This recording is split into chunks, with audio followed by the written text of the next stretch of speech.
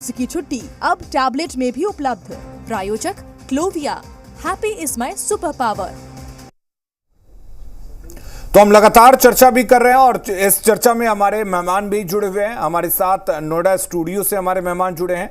हमारे साथ फिलहाल सुरेश मनचंदा जी भी जुड़ चुके हैं, फाइनेंशियल एक्सपर्ट हैं।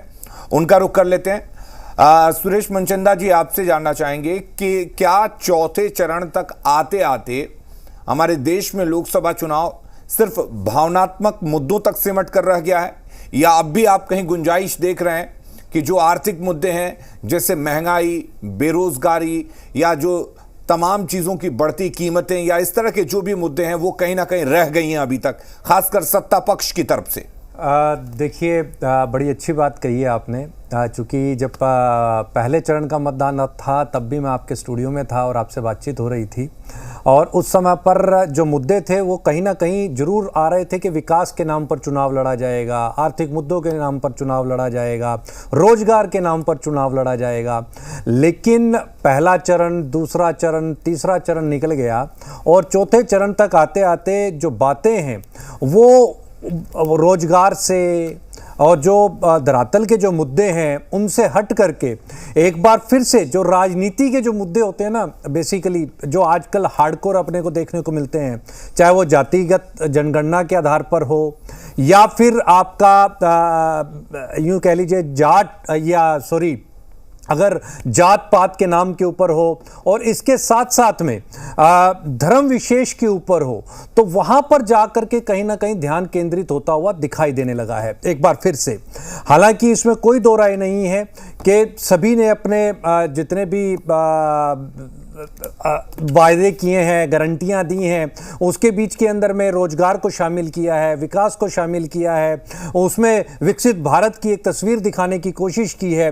लेकिन असल जो मुद्दे हैं, चाहे वो रोजगार की बात हो, चाहे आप देखिए ना, कारण जानने की कोशिश कीजिए ना कि पिछले जो 3 चरण के जो चुनाव हुए उसमें आखिर वोट प्रतिशत जो है वो कम क्यों रहा, उसके पीछे की वजह क्या रही? क्या ये वजह रही कि जो सरकार है वो अपने वायदे पूरा नहीं कर पाई या कारोबारी नहीं देने गया?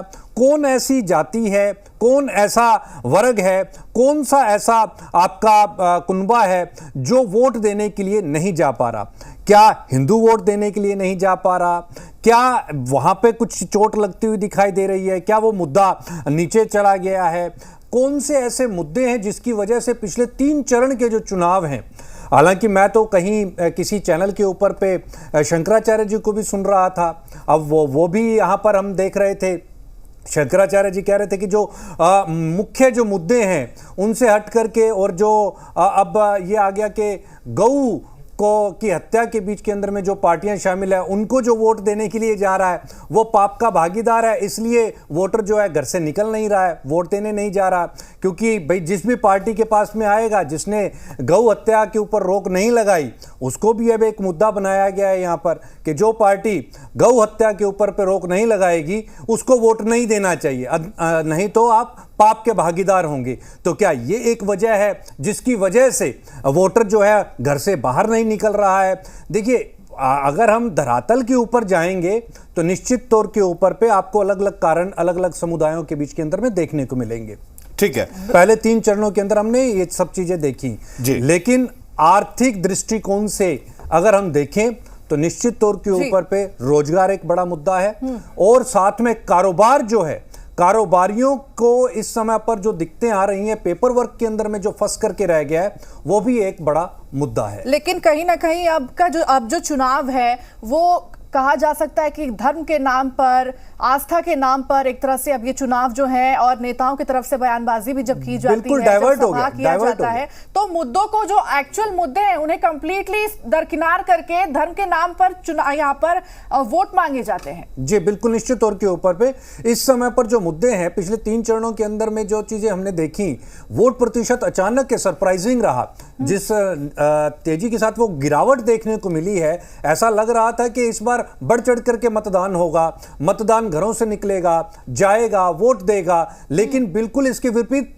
नतीजे देखने को मिले हैं। कैंपेनिंग बड़ी जबरदस्त हुई, लेकिन उसके बावजूद भी वोटर घर से बाहर नहीं निकल रहा।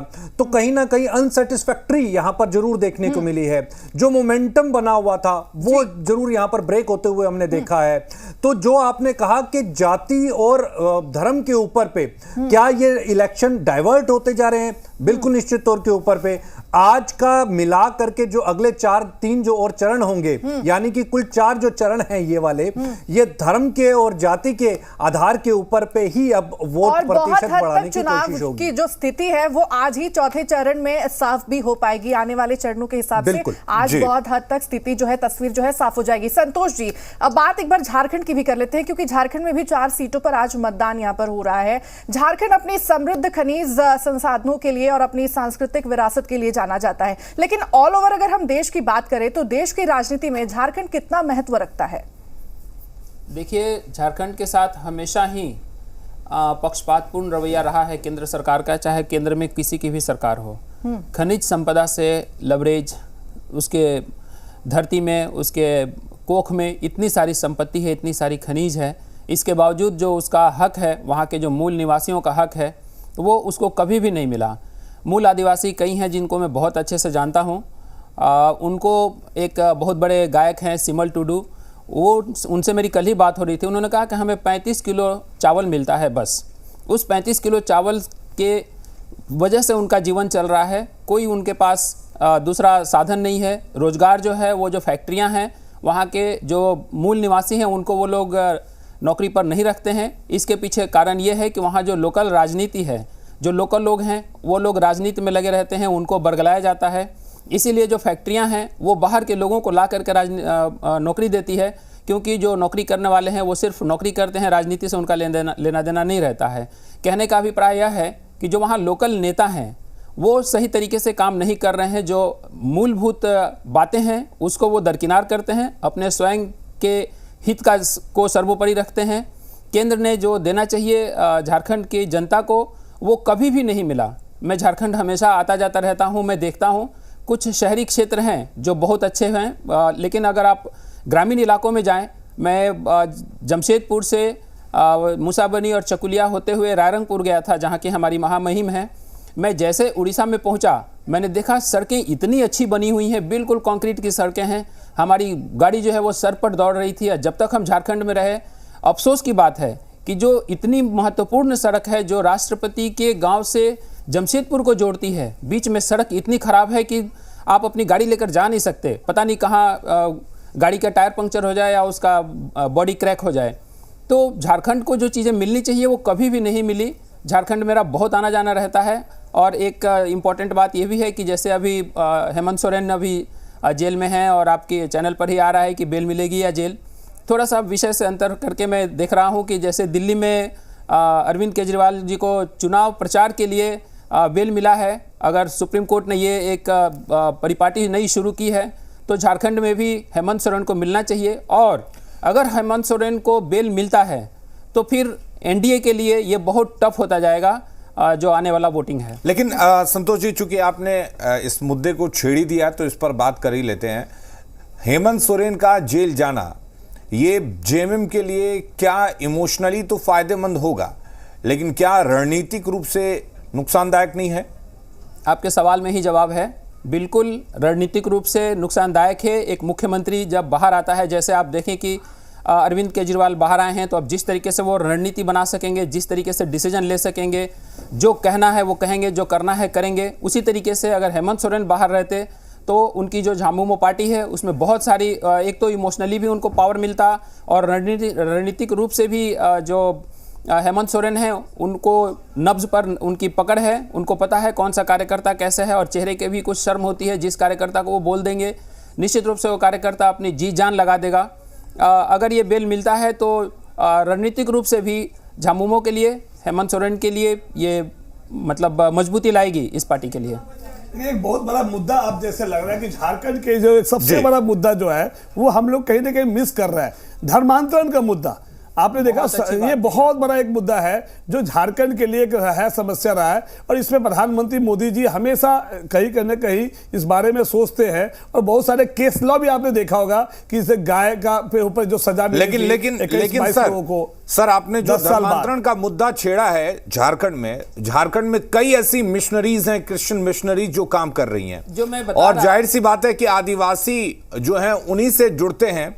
आदिवासियों के लिए अलग सरना धर्म कोड की मांग हो रही है, आदिवासियों का विकास नहीं हो पाता, जो खनिज संपदा जिस पर आदिवासी अपना हक जताते रहे, जिस जंगल जमीन की बात वो करते रहे, उनका वो अधिकार उनसे छीना जा रहा है। तो इन मुद्दों पर भी तो ध्यान देने की जरूरत इसका है वजह ताकि क्या है? धर्मांतरण नाम इसका की चीज वजह ही ना क्या हो। है? केंद्र सरकार बहुत की अच्छा मुद्दा विफलता, उठाया यदि ये। केंद्र सरकार यदि वहां के आदिवासियों के लिए ज्यादा से ज्यादा सोचे होते, ज्यादा से ज्यादा, तो वो मिशनरी भी है, क्योंकि मिशनरी कम्युनिटी से वो क्रिश्चियन क्यों कन्वर्ट हो रहे हैं? इसका वजह है कि क्रिश्चियन में जाते ही एक तो जो उनके साथ जो लेवल जो है, जो शेड्यूल ट्राइब का जो एक सोच होता है, छोटी जात, वो नहीं होता, वो उससे ऊपर उठ जाते हैं। फिर उसके बाद क्या होता है, उनकी पढ़ाई, एजुकेशन जो मिशनरी स्कूल में आसानी से मिल जाता है, प्लस उनको रोजगार मिल जाता है कहीं ना कुछ काम, क्योंकि मिशनरी का बहुत सारा काम है, जो चाहे वो धर्म का प्रचार हो, चाहे मिशनरी, उस तरह से उनकी जो जिंदगी जो है कहीं ना कहीं दुर्लभ से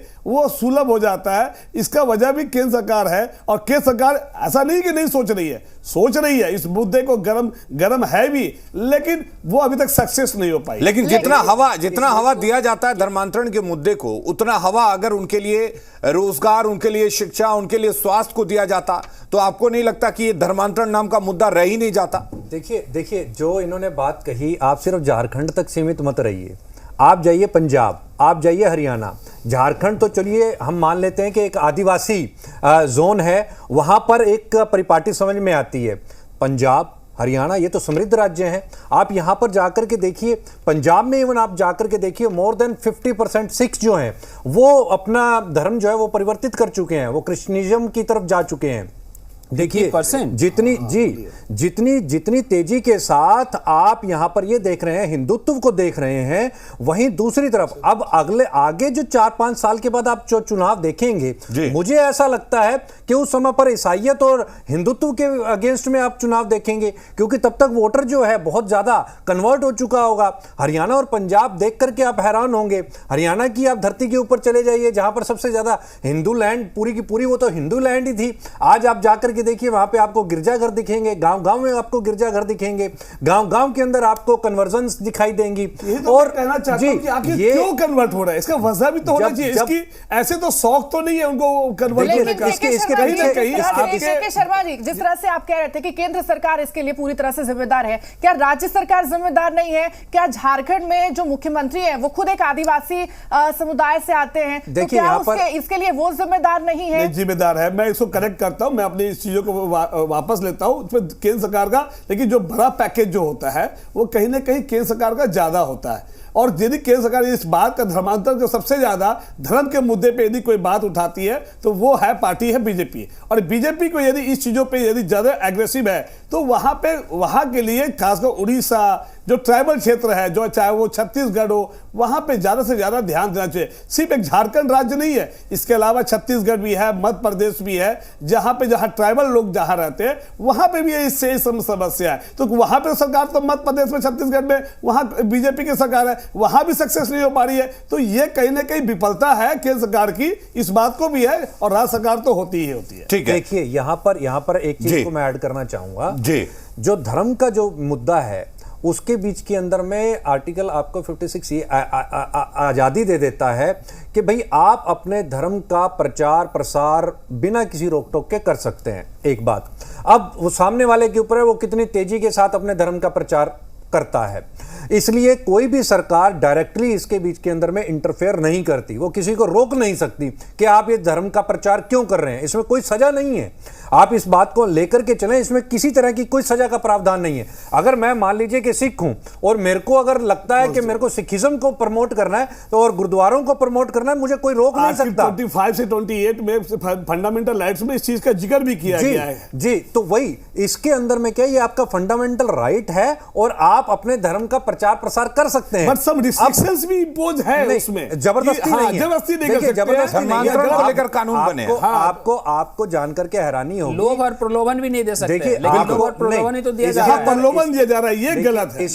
इसमें बड़ा ग्राउंड रूट के ऊपर पे जाकर के आपको एक चीज समझनी पड़ेगी। जैसे अभी आपने कहा कि उनको स्कूल्स के बीच के अंदर में एडमिशन मिल जाता है, तो भाई इसका मतलब क्या हुआ? इसका मतलब ये हुआ कि आपके स्कूलों के अंदर में एडमिशन नहीं मिलता है उनको दिक्कतें आती हैं। शिक्षा का स्तर थोड़ा गिरा हुआ है जो वहां पे है, और वो बिल्डिंग तो है, कारण है ना, टीचर टाइम पे नहीं आ रहा है। कारण है ना, या तो छत से पानी गिर रहा है। मतलब कहने का मतलब ये है सुरेश मनचंदा जी और के शर्मा जी, मतलब ये है कि जो चीजें उन लोगों को मिलनी चाहिए वो मिल नहीं पा रही है, वो जिस वजह से भी जाते हो, लेकिन वो जाते हैं, अगर उनको स्वास्थ्य मिल रहा है, अगर उनको शिक्षा मिल रहा है, तो वो उसी के चक्कर में जाते हैं कि चलो हमारा ये रहने से कुछ भला नहीं होता, लेकिन हम अगर इधर आते हैं तो हमें स्वास्थ्य की सुविधाएं मिल जाएंगी, हमारे बच्चे पढ़ने लगेंगे, कुछ पैसे का जुगाड़ भी हो जाएगा। और विवाह भी बहुत बड़ा इंपॉर्टेंट है वहां पे। फिर जातीय विवाह जो होता है, जो वहां पे ना हटकर, शर्मा जी बस एक चीज में मसला बहुत बड़ा है, इस पर चर्चा हम करते रहेंगे, वक्त भी काफी है और मसला भी बड़ा है, तो चर्चा होती रहेगी। यहां पर फिलहाल हम देख लेते हैं 2 मिनट में चुनाव से जुड़ी खबरें। प्रस्तुतकर्ता Indira IVF, India's largest fertility and IVF chain. Lok Sabha चुनाव के चौथे चरण में देश भर की 96 सीटों पर वोटिंग जारी, कड़ी सुरक्षा के बीच डाले जा रहे हैं वोट। चौथे चरण की वोटिंग को लेकर सुरक्षा के पुख्ता इंतजाम, पोलिंग बूथ पर अर्धसैनिक बलों की तैनाती, श्रीनगर में ड्रोन से रखी जा रही नजर। गिरिराज सिंह ने बेगूसराय में, मंत्री जी किशन रेड्डी ने सिकंदराबाद में डाला वोट, माधवी लता और ओवैसी ने हैदराबाद में किया मतदान। बिहार की 5 लोकसभा सीट के साथ झारखंड की 4 सीटों पर डाले जा रहे हैं वोट, सुरक्षा चाक चौबंद। बिहार की 5 सीटों के लिए 55 उम्मीदवार और झारखंड की 4 सीटों के लिए 45 प्रत्याशियों की किस्मत दांव पर, आज ईवीएम में किस्मत होगी कैद। पलामू लोकसभा चुनाव सीट के लिए मतदाताओं में उत्साह का माहौल, 72 वर्षीय महिला लीलावती देवी घंटी बजाते हुए वोट डालने के लिए पहुंची। दरभंगा लोकसभा चुनाव के चौथे चरण में कड़ी सुरक्षा व्यवस्था के बीच मतदान जारी, मतदाता कतार में लगकर डाल रहे हैं वोट। दरभंगा लोकसभा सीट पर 8 प्रत्याशी मैदान में। पलामू लोकसभा सीट के लिए कड़ी सुरक्षा के बीच मतदान जारी, लोकसभा क्षेत्र के 2427 मतदान केंद्रों पर डाले जा रहे हैं वोट। लोकसभा चुनाव के चौथे चरण में बेगूसराय लोकसभा सीट पर मतदान जारी, जिला प्रशासन की ओर से मतदान के लिए किए गए हैं सुरक्षा के पुख्ता इंतजाम। मतदान से पहले उजियारपुर लोकसभा क्षेत्र के महमूदपुर में कराया गया मॉक पोल, सभी अधिकारी रहे मौजूद।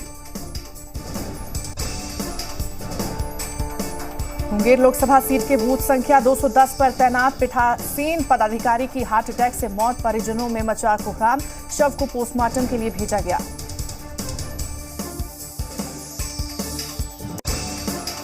प्रस्तुतकर्ता Indira IVF, India's largest fertility and IVF chain. तो कई ऐसे मुद्दे हैं चौथे चरण के चुनाव के बीच जिन पर हम लगातार चर्चा कर रहे हैं और इसके लिए हमारे तमाम मेहमान भी जुड़े हुए हैं। नोएडा स्टूडियो से हमारे साथ 3 मेहमान हैं, इसके अलावा पटना स्टूडियो से भी हमारे साथ मेहमान जुड़े हुए हैं। पटना स्टूडियो का रुख करते हैं। रवि उपाध्याय जी, बात हम झारखंड की कर रहे हैं, तो झारखंड के परिप्रेक्ष्य में अगर बात की जाए तो क्या लगता है आज हेमंत सोरेन को लेकर फैसला होने वाला है, कोर्ट जो भी फैसला करेगा, लेकिन इस चुनाव में हेमंत सोरेन की अनुपस्थिति को आप कितना महसूस कर पा रहे हैं झारखंड के परिप्रेक्ष्य में? देखिए, निश्चित रूप से हेमंत सोरेन एक बड़े कद के नेता हैं और उनके पिता के साथ उनकी लीगेसी भी है। शिबू सोरेन जो के वो पुत्र हैं, तो वो निश्चित रूप से हेमंत सोरेन अगर यदि बाहर निकलते तो वहाँ पर जो इंडिया ब्लॉक कह लीजिए, तो वो उसका बड़ा सा आपको वहाँ पर होता हुआ कुछ दिखाई पड़ता। और अगर यदि वो नहीं रहते हैं तो वह भी दिखाई पड़ रहा है आपको। नहीं रहने पर हेमंत सोरेन के इस चुनावी मैदान में नहीं रहने से वो ठीक है, तो एक तो दिखाई पड़ रहा है गैप वहां पर जी। लेकिन अगर यदि आ जाएंगे तो निश्चित रूप से तब वहां पर एनडीए के लिए एक परेशानी का सबब होगा वहां पर। जी बिल्कुल ठीक है धनंजय जी, मेरा सवाल अब आपसे है, सिंहभूम सीट को लेकर मैं बात करूंगी क्योंकि यहाँ पर सीधे टक्कर हम जेएमएम और बीजेपी के बीच में यहाँ पर देख पा रहे हैं। सिंहभूम में हमने देखा कि खुद कल्पना सोरेन जो थी उन्होंने वहां की कमान संभाली थी, वो वहां पर कैंपेनिंग करने के लिए पहुंच रही थी, सभा को उन्होंने वहां पर संबोधित किया है कई बार। तो यहाँ कितने कांटे की टक्कर आप देख पा रहे हैं, क्योंकि सीधे जेएमएम वर्सेस बीजेपी है यहाँ पर? देखिए, झारखंड में भी जो आपने कही कि गिरफ्तारी, सिंहभूम सीट और अन्य सीटों की भी बात है, जो आपने कहा कि हेमंत सोरेन की जो गिरफ्तारी है, तो इसको दो नजरिए से अलग अलग राजनीति की देखते हैं। कुछ लोग ऐसा समझते हैं कि अगर गिरफ्तारी होगी तो कहीं ऐसा ना हो कि जनता जो है रेस हो जाए और उनके पक्ष में चला जाए सिंपैथी। और जैसा कि देखा हम लोगों ने, नरेंद्र मोदी जी और अमित शाह जैसे नेता हैं, ऐसे नेता सोचते हैं कि नहीं बिल्कुल दबा दो। तो दो अलग अलग राय है राजनीतिज्ञों की, नेताओं की, कि अगर हम हार्ड स्टेप लेते हैं तो पब्लिक सिंपैथी मिल सकता है, कुछ ऐसे नेता सोचते हैं, और कुछ नेता सोचते हैं कि बिल्कुल दबा दो, उससे ही लाभ मिलेगा। तो यह देखना है कि दोनों जो सोच है उसमें कौन सा सोच ज्यादा प्रभावी होता है। क्या हेमंत सोरेन के एब्सेंट होने से वहां की जो तैयारी है उसमें जो कमी है आएगी, उसका ज्यादा प्रभाव रहता है, या फिर जनता खुद वहां अपने, और छोटे नेता वहां पर मोर्चा संभालते हैं कि हेमंत सोरेन नहीं है तो हम मोर्चा संभालते हैं। तो क्या स्थिति दोनों में से कौन से पक्ष में जाएगी, यह तो परिणाम के बाद ही पता चलेगा। लेकिन वहां भी सिंहभूम में भी कोई कम टक्कर की स्थिति नहीं है। ऐसा नहीं कहा जा सकता कि पक्ष किसके पक्ष में जाएगा वोटरों का मतदान। ठीक है, संतोष जी आपके पास आएंगे। अब एक बार फिर से हम झारखंड से बिहार में आते हैं। जिस तरह से बिहार में चुनाव में जो तेजी आई है, या मान लें पूरे देश में जो चुनाव में तेजी आई है, क्या लगता है आपको कौन सा वो तबका है जो पहले और दूसरे चरण में शांत बैठा हुआ था, तीसरे चरण से वो निकलने लगा है, और शायद उम्मीद जताई जा रही है कि चौथे चरण में और ज्यादा तादाद में बाहर निकलेगा? देखिए, ये बिल्कुल निष्पक्ष तरीके से कहा जाए तो ये वो तबका है जो केंद्र में जो सरकार चल रही है वही सरकार चाहती है कि ये सरकार कंटिन्यू रहे। शुरुआत में जिस तरीके से एक बात उड़ी अब की बार 400 पार, तो 400 पार तभी होगा जब वोटिंग परसेंटेज बहुत ज़्यादा बढ़ेगा। नहीं बढ़ेगा तो ये जो केंद्र सरकार का सपना है ये अधूरा रह जाएगा। तो जो वोटर्स चाह रहे थे कि यही सरकार कंटिन्यू रहे, लेकिन वोटिंग परसेंटेज देख करके सबको बिल्कुल साफ सूंघ गया, केंद्र सरकार को भी और उन सारे समर्थकों को भी, जो लग रहा था कि 400 पार हो जाएगा अब की बार। तो जब इनको लगा कि बिल्कुल भी परसेंटेज नहीं बढ़ रहा है बल्कि पहले से घट रहा है, तो जो लोग सुसुप्ता अवस्था में थे, जो टेकन फॉर गारंटेड ले रहे थे, वो सारे जगे हैं और अब बाहर निकल रहे हैं।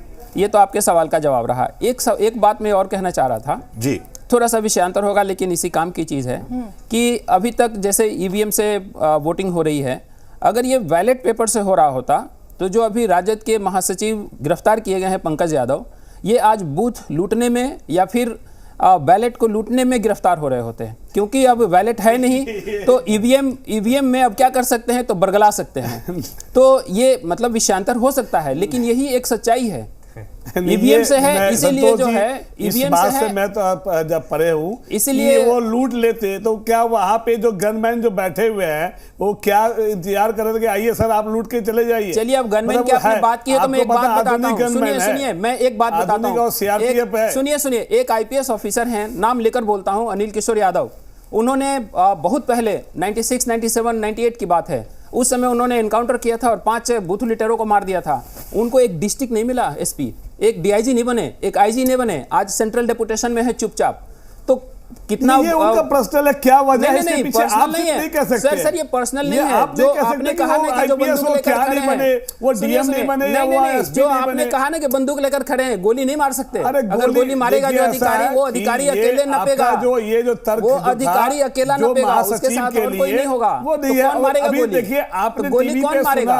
कौन मारेगा गोली? आप बताइए ना। रहे थे वो बरगला रहे थे या बरगलाने वालों को रोक रहे थे, ये भी अभी क्लियर नहीं हुआ। नहीं, ठीक सर है, मुझे ठीक है, लगता है ठीक कि है, क्या ठीक है, होता, उनको बोलने सर दीजिए। मुझे लगता है कि चैनल पर आ रहा है। ऐसा होता तो क्या होता, ये वैसा चीज़ होता तो क्या होता, बरगलाने इस पर हम बात ना ठीक करें। है, ठीक है, के शर्मा जी, पहले उनको बोलने दीजिए। के शर्मा जी बोलने दीजिए उनको पहले। बरगलाने के आरोप में गिरफ्तार हुए, आपके चैनल पर आ रहा है। अरे सर वो आप लिखा क्या बात हेडिंग कर है रहे हैं? लेकिन उसमें वो नहीं है, नहीं, लाइव नहीं, नहीं है कि बरगला तो रहे हैं। बरगलाने से कोई रोकेगा तो उसको गिरफ्तार किया जाएगा। शर्मा जी आप अरे भी- गिरफ्तार शर्मा जी, हमारे शर्मा जी, सारे शर्मा जी, पैनलिस्ट वहाँ शर्मा जी, बैठे एक मिनट हैं। मैं आपको बताता बाहुबली हूँ, नेता को बाहुबली नहीं वो कह पा रहे दबाव हैं, बना इतने रहे बड़े-बड़े थे, हमारे विश्लेषक वोटर्स बैठे को हैं वहाँ बरगला हमारे रहे चैनल थे। पर। जाहिर सी बाहुबली बात है, को यहाँ इशारे दबाव से बोल बनाने रहे हैं या कि मुझे बरगलाने कहने का की मतलब जरूरत ये नहीं है तो कि क्या आप है? हो सकता है कि उनको धमका भी रहे हो सकता है उनको ये भी कह रहा हूं कि अगर आप वोट अली नहीं भाई- डालोगे तो हम ऐसा कर देंगे या वैसा कर देंगे। अली भाई मैं ये चीज और जोड़ रहा हूं, हमारे पैनलिस्ट बड़े भाई लोग बैठे हैं, रवि जी बैठे हैं, इतने वरिष्ठ हैं, मैं उनको यहीं से प्रणाम भी कर रहा हूं, लेकिन वो खुलकर नहीं बोल पा रहे हैं। अशोक मेहता को कि बाहुबली है, कह रहे हैं मुझे कहने की जरूरत नहीं है,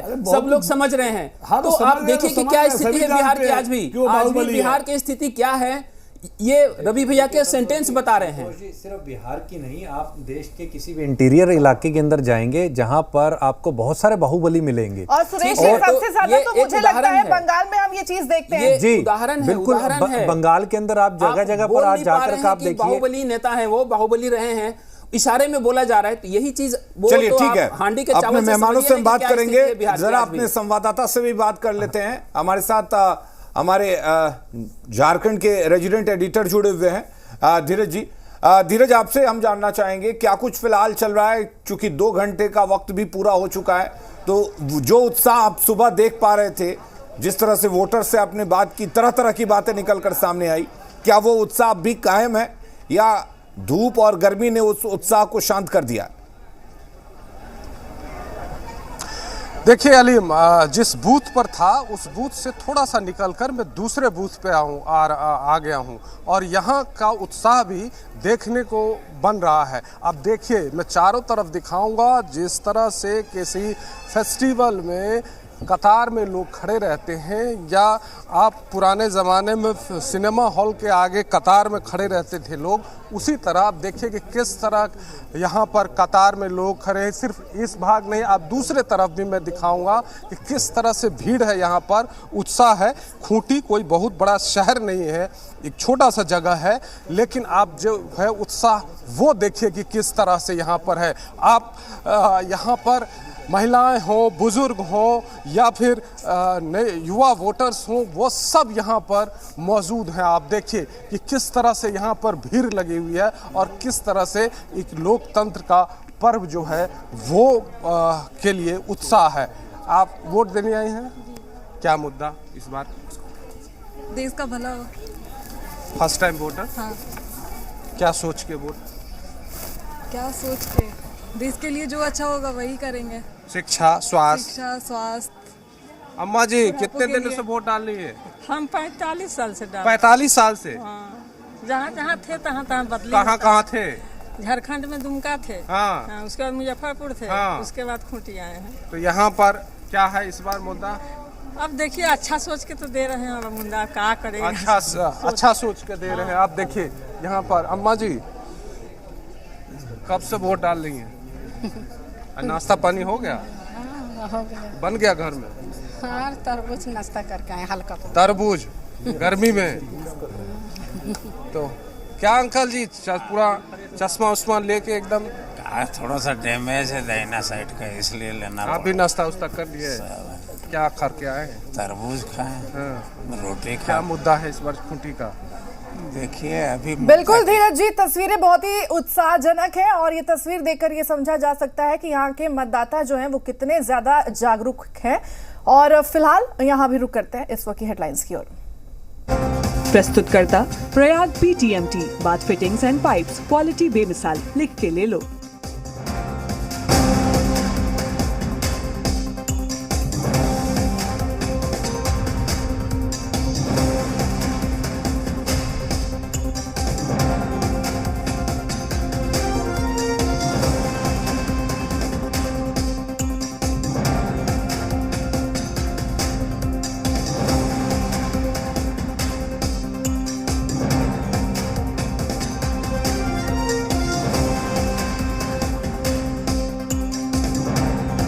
प्रस्तुतकर्ता Prayag PTMT, bath fittings and pipes, quality बेमिसाल, लिख के ले लो।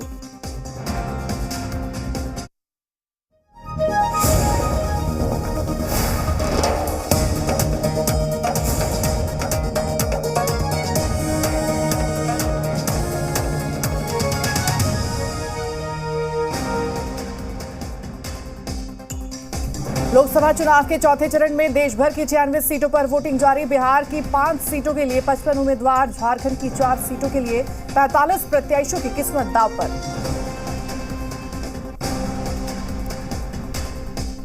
चौथे चरण की वोटिंग को लेकर सुरक्षा के पुख्ता इंतजाम। पोलिंग बूथ पर अर्धसैनिक बलों की तैनाती। श्रीनगर में ड्रोन से रखी जा रही नजर।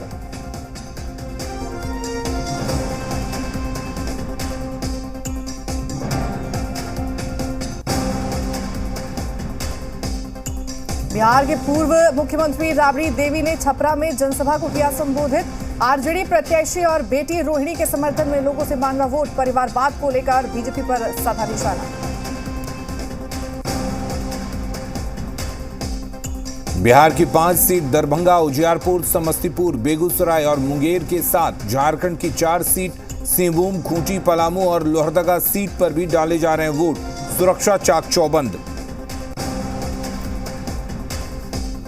कांग्रेस के राष्ट्रीय अध्यक्ष मल्लिकार्जुन खड़गे का आज झारखंड दौरा। हजारीबाग के बरही में जेपी पटेल के लिए करेंगे जनसभा, तो लातेहार में के एन त्रिपाठी के लिए मांगेंगे वोट।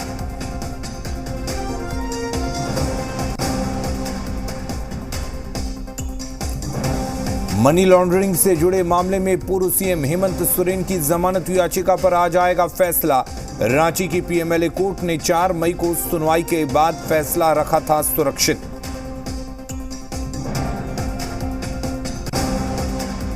प्रस्तुतकर्ता टफ कॉर्न XT, अब इंडिया बनेगा एक्स्ट्रा टफ। प्रायोजक पतंजलि घी, माँ के हाथ से बने बिलौने के घी जैसा गाय का घी ही सर्वश्रेष्ठ है।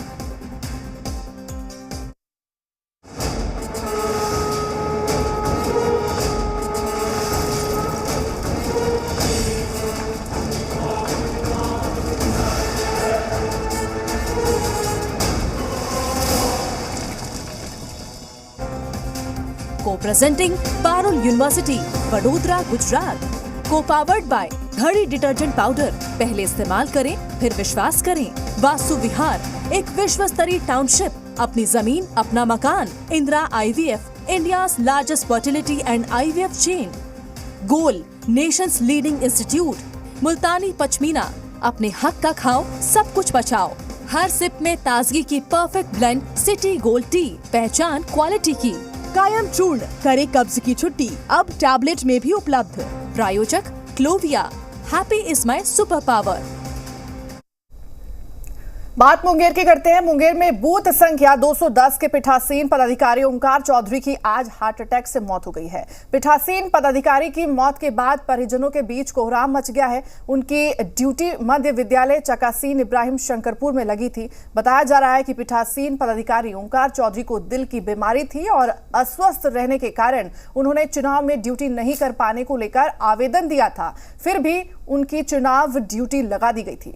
बताया जाता है कि आज सुबह 5:30 बजे बूथ पर नहाने के बाद वे बैठे थे, तभी उन्हें दिल का दौरा पड़ा और उनकी मौत हो गई, जिसके बाद कर्मियों ने वरीय अधिकारियों को सूचना दी। वहीं शव को पोस्टमार्टम के लिए मुंगेर सदर अस्पताल लाया गया। जानकारी मिलने के बाद परिजन सदर अस्पताल पहुंचे। वहीं पीठासीन पदाधिकारी की मौत के बाद नए पीठासीन पदाधिकारी की नियुक्ति कर दी गई है, जिससे पोलिंग में रुकावट नहीं होने दिया गया। ड्यूटी में इलेक्शन ड्यूटी में हमरा वोटिंग आज 10 आए थे कराने। 5 बजे सर मेरा डेट कर गया स्कूल में। तो क्या हुआ था स्कूल में क्या हुआ था इनको? हमको भेजने किए थे इनको स्कूल में। कहाँ इनका ड्यूटी लगा हुआ था? शकरपुर में इलेक्शन ड्यूटी में आए थे सर, मेरा ड्यूटी में थे 5 बजे। वहीं पे सर मेरा डेट कर गए, खत्म हो गया सर हार्ट। उल्टी करने लगे, उल्टी करते करते बस 5 मिनट में जो है दवा खाए थे पहले, तब मतलब 1 गिलास सत्तू पी रहे, सत्तू दवा खाने लगे तो बोले खाओ क्या, हम लोग पिताश्री कराते बैठेंगे यहाँ पे बस कितने देर में जो है 5 मिनट में बूथ परिवार काफी पदाधिकारी के अनुसार। और बेगूसराय में आज चौथे चरण के लिए चुनाव के लिए जिला प्रशासन की ओर से काफी तैयारी की गई है। सुरक्षा व्यवस्था के लिए शहरी क्षेत्र में बड़ी संख्या में पुलिस बल की मौजूदगी सुनिश्चित की गई है। वहीं दियारा इलाकों के लिए भी जिला प्रशासन के द्वारा नाव से गश्ती की जा रही है। खासकर तेघड़ा विधानसभा क्षेत्र के मधुरापुर, मिपानिया सहित विभिन्न दियारा इलाकों में नाव से गश्ती हो रही है। और ये तस्वीरें आप देख सकते हैं किस तरह से नाव से गश्ती की जा रही है। दियारा इलाकों में नाव के जरिए जो सुरक्षा कर्मी है वो गश्ती कर रहे हैं और ये सुनिश्चित करने की कोशिश कर रहे हैं कि किसी भी तरीके से चुनाव में गड़बड़ी पैदा ना हो, इसके लिए हर तरह से नजर रखी जा रही है।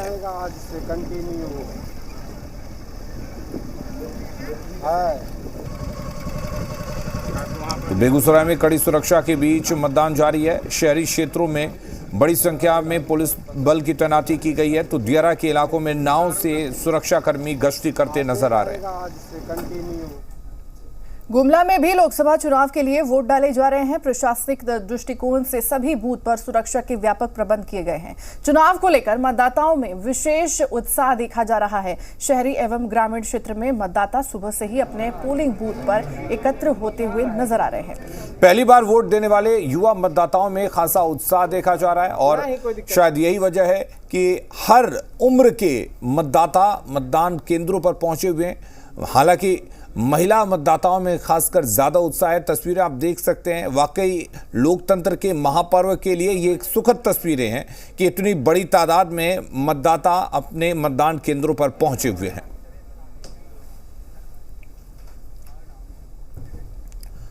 पलामू में लोकसभा चुनाव को लेकर गजब का उत्साह देखने को मिल रहा है। लोग जबरदस्त उत्साह के साथ लोकतंत्र के महापर्व में बढ़ चढ़कर हिस्सा ले रहे हैं। अपने अपने अंदाज में लोग वोट डालने के लिए पहुंच रहे हैं। तो शहर के कमलापुरी में बेहद सुंदर तस्वीर यहां पर देखने को मिली, जब एक 72 वर्षीय महिला लीलावती देवी घंटी बजाते हुए वोट डालने के लिए यहां पर पहुंची थी और ये बेहद ही खूबसूरत तस्वीर यहां पर देखने को मिली।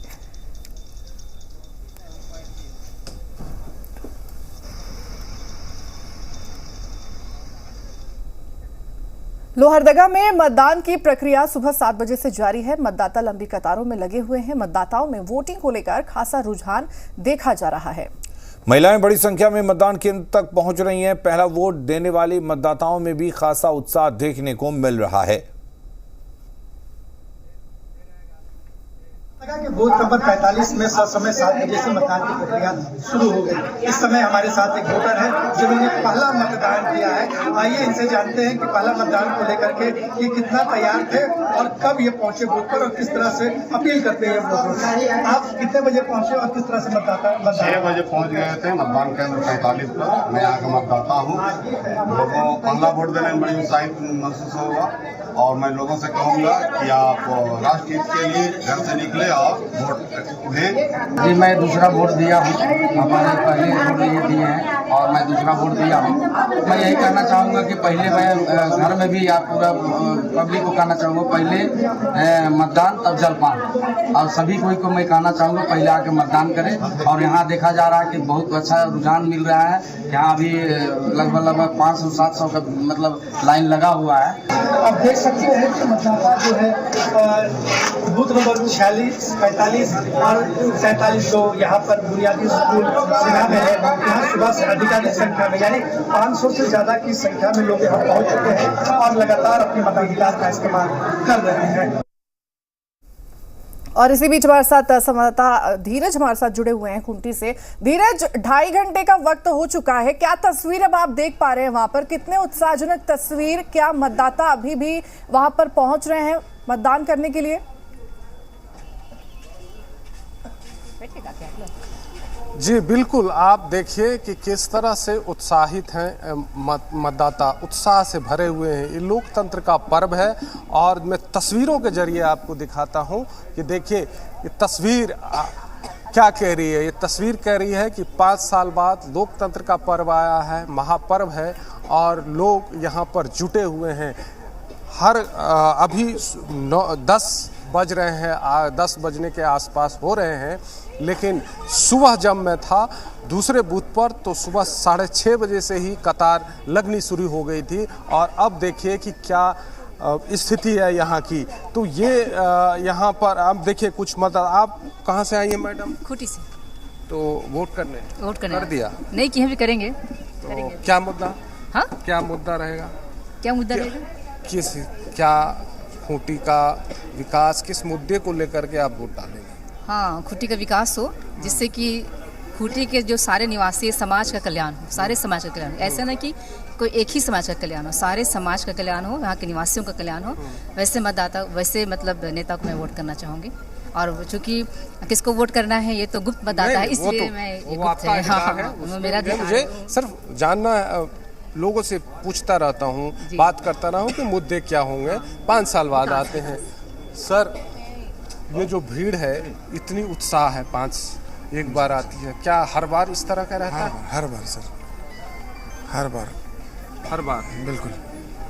आप कितने दिनों से वोट डाल? हम वोट कराते थे 30 साल तक किए, उसके बाद 10-15 से अब कर रहे हैं, वोट दे रहे हैं। हम 30 साल से वोट कराते थे। इस बार दो बार से आप दे रहे हैं? 10 साल से हम 10-12 साल हो गए रिटायर्ड किए। खूंटी में क्या मुद्दा रहेगा? किस मुद्दे को लेकर के वोट डाल रहे हैं लोग? वोट डाल रहे हैं, एक चीज है वो उन्नति आ रही, शांति और क्या है मेन है यहाँ। तो अभी तो प्रॉब्लम जो है उन्नति और क्या। देखिए, काफी संख्या में यहाँ पर महिलाएं। अम्मा जी वोट डालने जा रही हैं? आप लोग वोट डालने जा रही हैं? जा रहे डालने वास्ते। तो अब देखिए कि किस तरह से उत्साह है वोट में। सिर्फ यही नहीं, यहाँ कुछ व्यवस्था भी की गई है, पानी की व्यवस्था है, हेल्प डेस्क रखा हुआ है, लेकिन कतार और भीड़ आप देख सकते हैं कि जो सुबह से उत्साह है, सुबह 6:30 बजे से 10 बजने को आ रहे हैं। लेकिन अभी एक महिला मुझे मिली थी, बुजुर्ग महिला, मैं बता दूं कि अस्पताल में थी और अस्पताल से उठ करके वो वोट करके फिर चली गई है। तो इस तरह से उत्साह एक देखा जा रहा है यहाँ खूंटी में मतदाताओं के बीच, चाहे वो महिला हो, बुजुर्ग हो, या फिर युवा हो, या फिर नौजवान हो, छात्र छात्राएं हो, जिनका वोटर आईडी बन चुका है, जो वोट दे सकते हैं, वो सब यहाँ पर धीरे और लगातार, अभी तक भीड़ में कोई कमी नहीं आई है। लगातार लोग, हर वर्ग के लोग हर वोट देने के लिए आ रहे हैं। हाँ बिल्कुल धीरज, इसके अलावा चूंकि मुकाबले की भी बात कर लेते हैं, ये तो हुई वोटर्स की बात, चूंकि आप ग्राउंड पर हैं, और क्या लग रहा है इस बार खूंटी की अगर बात करें, जो लड़ाई है खूंटी में उम्मीदवारों के बीच, उसको लेकर किस तरह का क्रेज दिख रहा है वोटर्स में? देखिए अलीम, आपको मैं बताऊं कि टक्कर तो बताए जा रहे हैं दो ही में, चाहे एनडीए के अर्जुन मुंडा बीजेपी से उम्मीदवार हैं और कालीचरण मुंडा हैं इंडिया के तरफ से उम्मीदवार, जो कांग्रेस ने उनको प्रत्याशी बनाया है। टक्कर तो दो ही में देखा जा रहा है। लेकिन बसंत लोंगा जो जेएमएम के नेता थे, उन्होंने बागी होकर के अपना नॉमिनेशन किया है, तो वो भी मैदान में। एक झापा के जो झारखंड पार्टी है, उनके भी एक प्रत्याशी खड़े हैं। तो लगता है कि एक दिलचस्प मुकाबला हो गया है। बिल्कुल धीरज, मुकाबला तो दिलचस्प है, लेकिन हम चाहेंगे कि आप मतदान केंद्रों की खूबसूरत तस्वीर को भी दिखाएं, क्योंकि हम देख पा रहे हैं कि मतदान केंद्रों से जो फिलहाल तस्वीरें आ रही हैं वो भी काफी दिलचस्प हैं। देखिए, दिलचस्प साथ में, और जो भीड़ है यहाँ पर वो दिलचस्प बनाती है। तो आप सिर्फ मतदान केंद्र की तस्वीर देखिए कि कितनी खूबसूरत तस्वीर है, भीड़ है, लोग वोटर्स आ रहे हैं। लेकिन जो मैं बता रहा था कि 2019 की बात करें तो 2019 में अर्जुन मुंडा सिर्फ 1445 वोट से जीत हासिल की थी, और इस बार फिर वो मैदान में है। तो टक्कर, जब लोगों से आप बात करेंगे, लोगों से मिलेंगे, तो टक्कर तो समझ में आ रहा है। लेकिन कितना वो टक्कर होगा और क्या जनता फैसला लेती है, ये तो 4 जून को ही पता चलेगा। लेकिन एक मुकाबला जो है वो अर्जुन मुंडा काफ़ी केंद्र में मंत्री हैं, कालीचरण मुंडा 2019 में भी साथ में थे, और इंडिया गठबंधन के लोग, जो इंडिया गठबंधन के लोग, वो भी काफ़ी यहाँ पर लोगों से मिल रहे थे, प्रचार प्रसार कर रहे थे। उनके नेता भी यहाँ पर घूम रहे थे। अर्जुन मुंडा भी काफ़ी यहाँ पर प्रचार प्रसार में शुरू, चूँकि उनका जो कैंडिडेट उम्मीदवारी है उसकी घोषणा पहले हो चुकी थी, तो वो काफ़ी घूम रहे थे यहाँ पे। और साथ में अमित शाह भी, गृह मंत्री भी यहाँ पर खूंटी में आए थे। कई बड़े नेता, राजनाथ सिंह भी आए थे यहाँ पे। तो सब ने एक मतदाताओं के बीच, जनता के बीच जाने की कोशिश की है कि क्या है। लेकिन जहां तक आपने पूछा कि क्या टक्कर है, तो टक्कर तो है। जो 2019 की बात करें उससे ज़्यादा मुझे लगता है कि इस बार टक्कर हो सकता है। अब आगे आने वाले समय में क्या होगा ये तो जनता तय करेगी। जो वोटर्स हैं, महिलाएं भी काफ़ी वोटर्स हैं। मैंने मतदाताओं से बात की, जनता से, जनार्दन से बात की, तो जनता की बात भी आपने, उससे एक रुझान पता चलता है। लेकिन जब अभी 10 बजने जा रहे हैं, उसके बाद धीरे धीरे जैसे जैसे। और इस वक्त की बड़ी खबर आपको बता दें कि वोटिंग परसेंटेज अब सामने आ चुकी है। सिंहभूम में अब तक 12.67% वोटिंग हुई है। तो बड़ी खबर आपको बता दें, लोकसभा चुनाव का चौथा चरण चल रहा है और 9 बजे तक का वोटिंग अपडेट हम आपको दे रहे हैं। बिहार में अब तक 10.18% वोटिंग हुई है। झारखंड में अब तक 11.78% मतदान हुआ है। दरभंगा में अब तक 11.61% वोटिंग हुई है। तो वहीं उजियारपुर में अब तक 9.31% वोटिंग, तो वहीं समस्तीपुर में अब तक 11.11% वोटिंग हुई है। बेगूसराय में अब तक 8.85% वोटिंग हुई है। मुंगेर में अब तक 10.26% वोटिंग हुई है। सिंहभूम में अब तक 12.67% वोटिंग हुई है। कुंटी में अब तक 12.20% वोटिंग हुई है। लोहरदगा में अब तक 10.97% वोटिंग हुई है। वहीं पलामू में अब तक 11.47% वोटिंग हुई है। अगर बात करें बिहार और झारखंड की, तो सभी जगहों पर सबसे कम अगर वोटिंग हुई है तो बेगूसराय में वोटिंग कम हुई है। 8.85% वोटिंग हुई है। बिहार में ओवरऑल 10.18%, जबकि झारखंड में 11.78%। क्योंकि झारखंड में आज पहले दौर का मतदान है तो उत्साह काफी ज्यादा दिख रहा है। अगर बिहार के परिप्रेक्ष्य में बात करें तो काफी ज्यादा उत्साह है। करीब 11.78% मतदान हुए हैं। हमारे साथ हमारे तमाम मेहमान भी जुड़े हुए हैं, उनका भी रुख करेंगे। लेकिन पहले एक बार फिर से हम वोटिंग परसेंटेज दिखा देते हैं कि किस तरह से दरभंगा में 11.61%, उजियारपुर में 9.31%, समस्तीपुर में 11.11%, जबकि बेगूसराय में 8.85% मतदान हुए हैं।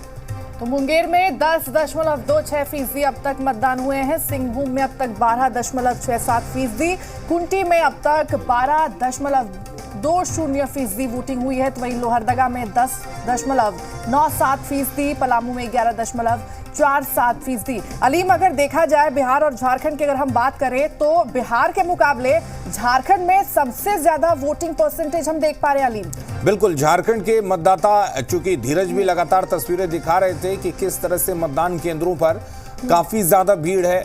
महिला मतदाता कहें या फिर युवा मतदाता कहें, सभी अपने घरों से बाहर निकले हैं और लगातार एक के बाद एक लंबी कतार दिखाई दे रही है मतदान केंद्रों पर। और करीब करीब हर जगह यही हाल है और शायद यही वजह है कि 2 घंटे में 11.78% के करीब वोटिंग हुई है। यानी कि करीब करीब देखा जाए तो 12% वोटिंग हुई है 2 घंटे में झारखंड की अगर हम बात करें। बिहार में हालांकि वोटिंग प्रतिशत अभी तक कम है, लेकिन अगर उजियारपुर और बेगूसराय इन 2 सीटों को छोड़ दें तो वहां पर भी मतदान जो है काफी हद तक बेहतर कहा जा सकता है 2 घंटे के हिसाब से। और अगर यही रफ्तार रही वोटिंग प्रतिशत की तो चुनाव आयोग जिस तरह से उम्मीद कर रहा था बेहतर मतदान प्रतिशत की, तो चुनाव आयोग का वो उम्मीद जो है वो पूरा होता हुआ यहाँ पर दिख रहा है। ऐश्वर्या, बिल्कुल, और कहीं ना कहीं हमारे संवाददाता जो थे ग्राउंड जीरो से वो तस्वीरें भी दिखा रहे थे। झारखंड की जो तस्वीर है वो देखकर ये समझा जा सकता है कि वहाँ के लोग जो है वो देखिए अलीम अपने अधिकार को लेकर के कितने ज्यादा जागरूक हैं। लंबी लंबी कतारें हम मतदाताओं की वहां पर देख पा रहे हैं कि लोग वहां पर पहुंच रहे हैं काफी ज्यादा संख्या में अपने मताधिकार का इस्तेमाल करने के लिए, अपने नेता को चुनने के लिए कितने ज्यादा उत्साहित हैं। वो खूबसूरत तस्वीर हम लगातार यहाँ पर देख पा रहे हैं और अपने दर्शकों को भी दिखा रहे हैं। और ऐसे में हम ये बिहार की सभी दर्शकों को ये भी कहेंगे कि आप भी अपने घरों से बाहर जरूर निकलिए। जी बिहार झारखंड लगातार अपने सभी दर्शकों से ये अपील करता है कि अपने घरों से बाहर निकलिए और मतदान जरूर कीजिए, क्योंकि ये आपके भविष्य के लिए ये मतदान है। 5 साल में एक बार ये मौका दर्शकों को मिलता है। बिल्कुल, तो 9 बजे तक का वोटिंग अपडेट भी हम आपको दिखा रहे हैं ग्राफिक्स के जरिए। उजियारपुर में 9.31% मतदान हुआ है। इसके अलावा हम बात करें समस्तीपुर की तो 11.11% मतदान हुआ है। इसके अलावा दूसरी सीटों की अगर हम बात करें तो वहां के मतदान प्रतिशत दरभंगा में 11.61%, तो दरभंगा में भी काफी हद तक बेहतर कहा जा सकता है। उजियारपुर में 9.31% मतदान हुआ है और सबसे कम बेगूसराय में महज 8.85%, जो काफी निराश करता है। ऐश्वर्या, बिल्कुल, लेकिन देखिए अलीम, उम्मीद सबसे ज्यादा इसी सीट को लेकर जताई जा रही थी, क्योंकि बीजेपी के एक बहुत बड़े नेता, केंद्रीय मंत्री, जिनकी किस्मत आज दांव पर लगी हुई है, उम्मीद ये जताई जा रही थी कि आज बेगूसराय में सबसे ज्यादा मतदान होगा। लेकिन कहीं ना कहीं ये मतदान प्रतिशत जो आ रहे हैं सामने, ये जो वोटिंग परसेंटेज सामने आ रहे हैं, ये निराशजनक है। 8.85 ऑल ओवर 5 सीटों में सबसे कम वोटिंग परसेंटेज अगर है तो बेगूसराय में है। इस बीच हमारे साथ निषेध भी जुड़े हुए हैं। निषेध, क्या जानकारी, क्या अपडेट मिल पा रही है, क्योंकि 9 बजे तक के वोटिंग परसेंटेज सामने आ चुके हैं और अगर सबसे कम परसेंटेज की अगर हम बात करें तो बेगूसराय में देख पा रहे हैं, क्या वजह बताई जा रही है? बिल्कुल ऐश्वर्या, देखिए लगातार जो मतदाता हैं उनसे अपील किया जा रहा है कि वो ज़्यादा से ज़्यादा अपने घरों से निकले और मतदान केंद्र पर पहुंचे, अपने मत का प्रयोग करें। लेकिन जो पिछले 2 घंटों का जो अपडेट आया है, पहले 2 घंटे का, चौथे फेज़ में वो अपडेट पहले हम दिखाना चाहेंगे एक बार। इस वक्त कंट्रोल रूम में ही हम मौजूद हैं और दरभंगा में जो वोटिंग फीसदी है वो लगभग 11% तक हुआ है और उजियारपुर में 9% के आसपास है, समस्तीपुर में 11%, बेगूसराय 8%, मुंगेर 10%। ओवरऑल अगर बात करें तो लगभग 10% के आसपास में वोट पहले 2 घंटों में हुआ है।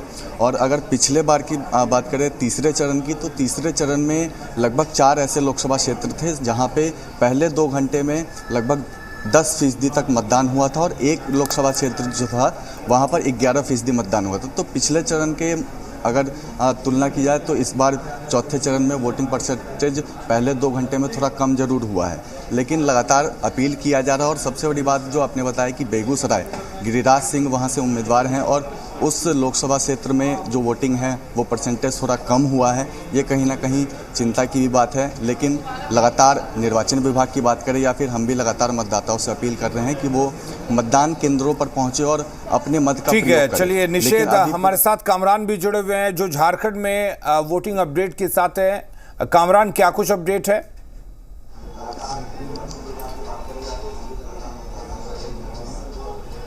बिल्कुल, देखिए अगर 9:30 बजे तक के वोटिंग अपडेट्स की बात करें तो 11.78% मतदान हुए हैं। झारखंड के 4 लोकसभा सीटों पर चुनाव हो रहे हैं और अगर सबको कैटेगराइज किया जाए तो खूंटी में 12.2, लोहरदगा में 10.97, पलामू में 11.47 और सिंहभूम में 12.67% मतदान हुए हैं। हालांकि शुरुआत में ये शिकायतें आ रही थी कि ईवीएम में कुछ तकनीकी खामी आने की वजह से मतदान जो है वो शुरू नहीं हो पाए थे, तो उस पर जानकारी देते हुए अपर मुख्य निर्वाचन पदाधिकारी नेहा अरोरा ने बताया कि कुल ईवीएम में कुल 3 कंपोनेंट्स होते हैं, बैलेट यूनिट, कंट्रोल यूनिट और वीवीपैट। अगर बैलेट यूनिट की बात करें तो 31 बैलेट यूनिट में कुछ खामियां आई थी, 34 कंट्रोल यूनिट में और 70 वीवीपैट में, और तमाम जो तकनीकी खामियां थी वो मॉक पोल के दौरान था। तो सभी को मॉक पोल के दौरान जब खामियां आई तो उसके बाद सभी ईवीएम यूनिट को बदल दिया गया, रिप्लेस कर दिया गया और सीधे तौर पर अब मतदान जो है वो हर जगह पर सुचारू रूप से जारी है। और इस पूरे मतदान की जो प्रक्रिया है, जो कवायद है, उसकी निगरानी भी निर्वाचन आयोग साफ तौर पर रखा हुआ है। निर्वाचन आयोग में एक साफ तौर पर निगरानी रखी जा रही है क्योंकि हर अगर बूथों की बात करें तो हर बूथ में 2 कैमरे लगाए गए हैं, सीसीटीवी कैमरे, और उन्हीं कैमरों की मदद से यहाँ पर वॉर रूम से निगरानी रखी जा रही है। अगर किसी भी तरीके से कोई परेशानी आ रही है तो उसे दुरुस्त करने के लिए दिशा निर्देश भी दिए जा रहे हैं। तो साफ तौर पर चारों लोकसभा सीटों पर मतदान जो है वो हो रहे हैं और लोगों का अच्छा खासा रुझान भी देखने को मिल रहा है। जी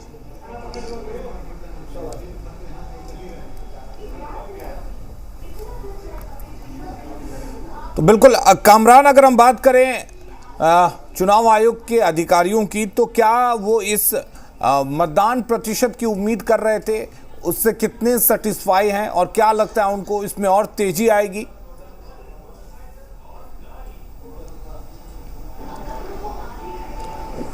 बिल्कुल, देखिए अगर मतदान प्रतिशत की बात करें तो अब तक 11.78% मतदान हुए हैं तमाम लोकसभा, झारखंड में जो 4 लोकसभा सीटों पर चुनाव हो रहे हैं उसमें। जब सीधे तौर पर उनका कहना है कि जैसे जैसे वक्त गुजरेगा ये प्रतिशत और भी बढ़ेगा, क्योंकि सबसे ज़्यादा जो परेशानी हो रही थी मतदाताओं को वो मौसम की मार वो झेल रहे थे। मौसम में काफ़ी ज़्यादा गर्मी थी, लेकिन आज अगर बात करें तो राजधानी रांची सहित पूरे राज्य के मौसम का मिजाज जो है वो ठीक है। आसमान में ज़्यादा कड़े बादल, ज़्यादा धूप नहीं है, आसमान में बादल छाए हुए हैं, इसीलिए परसेंटेज जो है वो मतदाताओं का ज़्यादा होगा। वोटर्स टर्नआउट के ज़्यादा होने की उम्मीद जताई जा रही है। हालांकि चुनाव वोटिंग के लिए सवेरे 7 बजे से शाम 5 बजे तक का वक्त दिया गया है और 5 बजे के बाद सही आंकड़ा निकलकर सामने आ पाएगा। लेकिन साफ तौर पर जो उत्साह देखने को मिल रहा है वो यकीनन अच्छे संकेत हैं, क्योंकि जिस वक्त मॉक पोल हो रहा था उस दौरान ही तमाम जो मतदाता हैं वो कतारबद्ध होकर अपनी बारी का इंतज़ार कर रहे थे। तो ये उत्साह साफ तौर पर दिख रहा है कि लोग लोकतंत्र के महापर्व में अपनी भागीदारी सुनिश्चित करते हुए नजर आ रहे हैं। जी लेते रहेंगे तो ये परसेंटेज कहीं ना कहीं एक उत्साहजनक परसेंटेज है और उम्मीद की जा रही है कि आगे भी जो परसेंटेज है ये आगे भी बढ़ेगा। तो बिहार और झारखंड के वोटिंग परसेंटेज जो है वो सामने आए हैं। 9 बजे तक की वोटिंग परसेंटेज हम अपने दर्शकों तक पहुंचा रहे हैं। निषेध हमारे साथ बने हुए हैं। निषेध, आप वहां पर कंट्रोल रूम में इस वक्त आप वहां पर मौजूद हैं, वहां पे जो अधिकारी हैं उनके तरफ से क्या कुछ कहा जा रहा है वोटिंग परसेंटेज में? क्या आगे अब बढ़ोतरी यहां पर देखने को मिल सकती है क्या?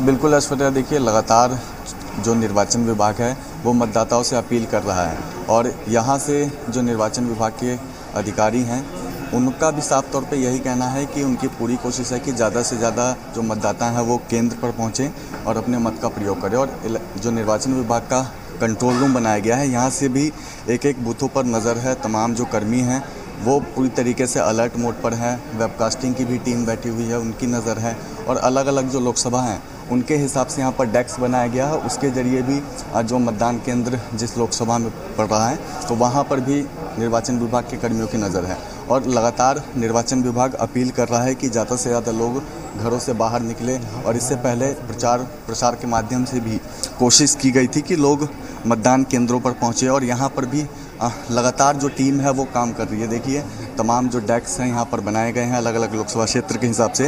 हालांकि अभी कुछ देर पहले मुख्य निर्वाचन पदाधिकारी, अपर मुख्य निर्वाचन पदाधिकारी दोनों ही मौजूद थे यहाँ पर, लेकिन अभी अंदर की ओर गए हैं। लेकिन जब वो आएंगे तो उनसे बातचीत ज़रूर करेंगे और निश्चित तौर पर अभी पूरा दिन बचा हुआ है। बार बार इसी बात को कह रहे हैं कि अभी पूरे दिन मतदान होना है। अभी ये शुरुआती जो 2 घंटे थे उसका अपडेट आया है। निश्चित तौर पे वोटिंग परसेंटेज थोड़ा कम है लेकिन इसके बढ़ने की भी संभावनाएं हैं, क्योंकि लगातार अपील किया जा रहा है निर्वाचन विभाग की ओर से और कंट्रोल रूम में भी एक एक बूथों पर शांतिपूर्ण तरीके से मतदान हो उसको लेकर के पूरी व्यवस्थाएं चाक चौबंद हैं। यहाँ पे अधिकारी हैं, कर्मी हैं जो कि एक एक बूथ पर अपनी नज़र बनाए हुए हैं। अगर किसी तरीके की कोई भी गड़बड़ी या जानकारी मिल रही थी कि कुछ जगहों पर, कुछ बूथों पर ईवीएम जो है वो खराब है जिसके कारण देरी से मतदान यहाँ पर शुरू हुआ था, तो क्या कहीं ना कहीं ये भी एक वजह समझा जाए? अब बिल्कुल देखिए कई जगहों से ईवीएम खराब होने की शिकायतें आई, लेकिन उसको भी जब जैसे ही शिकायत आता है तो उसको तुरंत एक्शन लिया जा रहा है और उसको दुरुस्त किया जा रहा है। तो एक ये वजह हो सकता है कि थोड़ा डिस्टर्बेंस जिस बूथ के पास ईवीएम खराब हुआ तो उस पर थोड़ा मतदान रुक जाए थोड़ी देर के लिए, लेकिन जल्द ही पूरी तरीके से अलर्ट होकर जो अधिकारी हैं, जो कर्मी हैं, वो एक्शन में आकर जिस बूथ संख्या पर ईवीएम में गड़बड़ी की दिक्कत आई तो उसको ठीक कर लिया गया। तो इस तरीके से अब पूरी नज़र यहाँ से निर्वाचन विभाग या फिर जिला प्रशासन तमाम जो चलिए अधिकारी निषेध आपके पास हम लौटेंगे। 9 बजे तक वोटिंग अपडेट क्या है बिहार में वो हम बता देते हैं। अगर 9 बजे तक के वोटिंग अपडेट की बात करें तो बिहार में 10.18% मतदान हो चुका है। और दरभंगा की बात कर लेते हैं तो दरभंगा में 11.61% वोटिंग हुई है। उजियारपुर में अब तक 9.31% वोटिंग हुई है। समस्तीपुर में अब तक 11.11% वोटिंग हुई है। बेगूसराय में अब तक 8.85% वोटिंग हुई है, जबकि मुंगेर में अब तक 10.26% वोटिंग हुई है। वहीं झारखंड की बात करें, ये हम ग्राफिक्स के जरिए आपको दिखा रहे हैं कि कहां पर किस तरीके से मतदान हुआ है। सिंहभूम में 12.67% वोटिंग हुई है। खूंटी में अब तक 12.2% वोटिंग